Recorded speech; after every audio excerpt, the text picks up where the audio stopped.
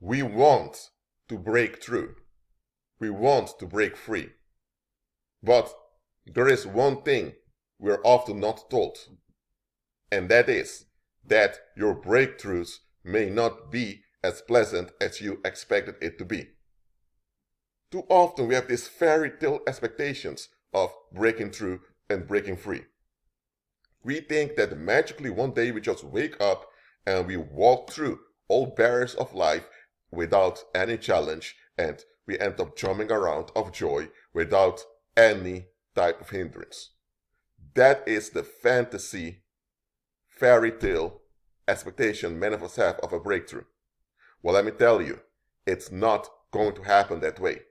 You can break through and you can break free, and you will jump around eventually of joy. But before you begin jumping around, you'll have to go through the barriers. That's why it's called a breakthrough. You're breaking through the barriers. And listen, some of those barriers that you need to break through are barriers you are comfortable with. Because remember, before we became born again, we were all sinners. We were all in a fallen state. And sinners are fleers. And because we were part of the world, we held on to the validation of society. Maybe not the mainstream society, but a society nevertheless. So all of us were shaped by the community around us to hold on to toxic restrictions. And when you break through, you finally see that those restrictions are toxic and that they don't serve you any good. Well, you may say, Rashid, that's not an uncomfortable thing, is it? No, that's not uncomfortable. But look at this. The moment you awaken to a toxic restriction of society, others around you may end up turning on you. And those other people are often relatives, friends, parents, sometimes even children, or even your spouse or significant other. And that is the painful part. Too often, the people you're closely involved with, you're only closely involved with them because both of you were stuck in the same restriction. For example, let's say you grew up in a religious village in which you were never allowed to speak to strangers. It was very conservative. Now, as an adult, you had your liberal phase in which you were party hardy for a while, but then eventually the conservative upbringing came back and you wanted stability. And the conservative upbringing of your parents does promote stability. And as an adult, you want stability, so unconsciously you followed into the ways of your parents. You even met your spouse in a conservative environment. Let's say now you're 35 and you were suffering from a mental breakdown. Why? Because that mental breakdown is a sign, or is it a symptom that you're awakening? You are awakening to the toxic restrictions on conservatism.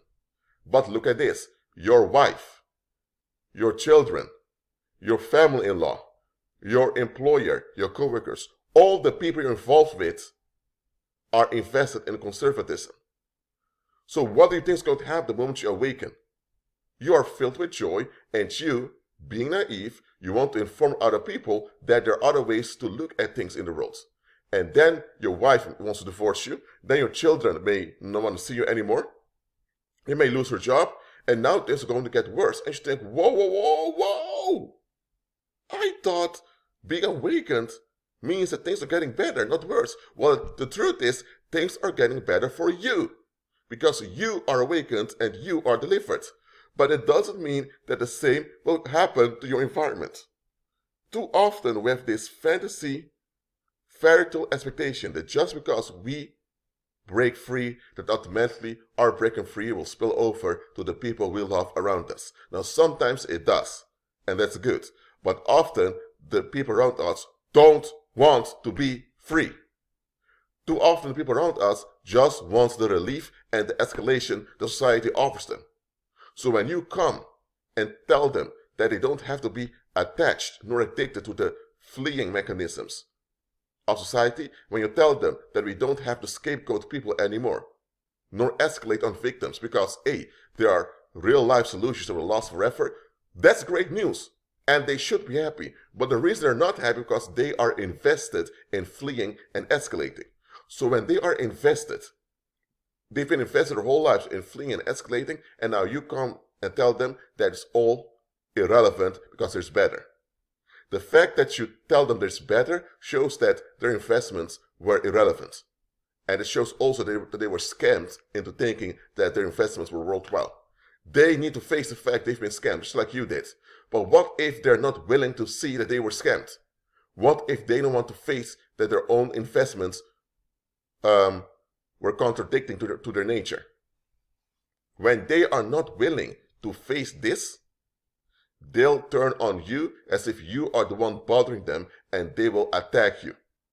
Some will become so upset they'll try to set you up by planting drugs in your cars, planting child pornography on your computer, or they will do some weird thing, some criminal thing to you to set you up to go to prison. Or some people may set you up to be the target of violence. Some people will go so far that they will seek to harm you directly by either killing you or causing harm to your children or whatever, or to your business, just because they can't handle the fact that they have to face reality. Because of your influence, they can't go back to the illusion that everything's at ease. Now they need to process things. And because they didn't want to process things, now they're going to blame you for making things hard on them. So listen, breaking through and breaking free are great things, but it's not going to be smooth and it's not going to be easy. Your epiphanies will be painful. Your epiphanies will imply loss of some relationships, loss of some friendships, loss of some contacts. It will imply that some people will burn bridges with you. You're not burning bridges with them. They're burning bridges with you. They're cutting you off. They don't want anything to do with you. It's not you blocking them. They're blocking you. That will happen too, because you operate now on a very high vibration, and this high vibration exposes their darkness and their narcissistic tendencies that they don't want to admit. So they'll see you as an enemy because of you, they can't dump and escalate at ease. Before, they could victimize other people by scapegoating them at ease and have their reasons for it. But because of you, now anytime they look for a victim to escalate on, they feel uncomfortable. And now they have small mental breakdowns because they can't easily dump their tensions anymore. And they're going to blame you for that. Instead of realizing, hold on a minute, why are we looking for victims to escalate on to begin with? Why are we depending on bloodshed or on narcissistic violence in order to be at ease? Something's wrong with us. We shouldn't have to rely on victimizing someone else to feel good as a group. Instead of facing that and facing how fallen they are and look for a solution, they are now turning on you to devour you. So listen, your epiphanies will be painful. Get used to it. Because some folks just don't want to be saved. They don't want to be free. They don't want solutions. They just want to escape and escalate. And if you hinder any of their escapes or any of their escalations, they will seek to exterminate you. They'll become obsessed with sabotaging you and taking you out. I'm telling you. So, your breakthroughs and your epiphanies, your awakenings will not be pleasant. And sometimes you will go through a series of awakenings. For example, there was this female believer several years ago. I spoke to her on Skype. It was just a small session. Talk about the word. It was kind of a spiritual therapy session we had. And she eventually told me, Rashid, I just realized that all my relatives that I grew up with are narcissists. At the time, I was new to this ministry thing. I was thinking, come on, you must be overreacting because it's all new to you. But I didn't say that to her, but I was thinking, come on, this must be an overreaction. But over time, I began to realize that it's not a weird thing that whole groups of people are narcissists. If you grew up, no, let me give another example. If you're in a room and there's this stinking stench, there's this horrible stench coming from the toilet that fills the whole room, and perhaps that fills the whole house. If you were asleep when the stench came in, you you inhaled and exhaled the stench while you were sleeping. So when you wake up, you don't even notice the stench is there. You don't notice the stench. Other people come in your house and at the front door, they almost faint because of the stench. But you don't think, why are you fainting? You don't sense it. So let's say now you go outside, you take some fresh air. And after taking fresh air, you come back to your house, you realize, whoa, what is this for stench? The stench was there all the time. You were so acclimatized to it that you didn't notice how horrible the stench was. The same it is with how we are shaped by our upbringing and by the community we grew up in. It can very well be that 90% or more of the people yet around you were narcissists. That they were all cowards and backbiters. It can be that you were treated in a very horrible way by either your parents or the people around you, but you were just not aware how horrible the situation was until you speak about it with other people. Have you ever experienced this? You talk to a stranger you meet as an adult about some of the things that happened to you while you were growing up. You talk about some incidents in your family or with your relatives or with some of the peers you had. And while you're talking to them, you see the look on their face, they're horrified, and suddenly you realize, whoa, what I'm saying here is quite horrible. How come this is the first time I notice how horrible it is? Sometimes it's when we encounter strangers and we tell our story to them that we realize, whoa, what we went through was not normal. That shouldn't have happened.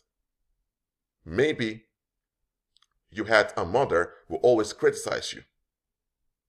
And now that you're older and you learned how to communicate effectively to other people, you slowly begin to realize, the way my mother was communicating with me is not normal.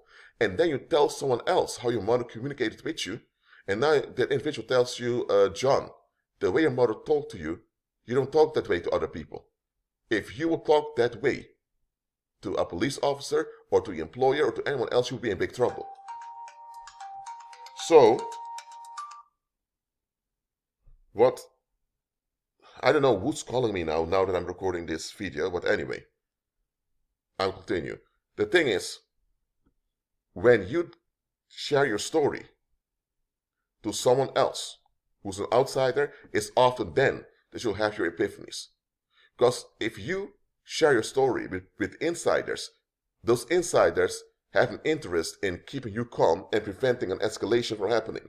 So if you have insiders, whether it's relatives or friends or people nearby, who witness how bad things were, they don't want you to realize how bad it was, because once you realize how bad it was, you either may escalate or you may begin to ask some questions, and by you asking questions, some people will become pissed off and things will go south. Some people are so invested in having a calm environment that they will gaslight you or even lie to you just so that you will not ask the proper questions, because one important part of healing and recovery is asking the right questions so that you can process things. Some people don't want you to heal nor to process things, because that will automatically mean that you will see through all the BS. And you seeing through all the BS is very risky for their social unity. So yes, it can happen that most of the people around you were narcissists. I'm not saying that's impossible. I'm not saying it's always the case. Sometimes people are overwhelmed and they exaggerate, but it can be. Anyway, your epiphanies will be painful. The joy will come, but go through the painful moments. Be at peace.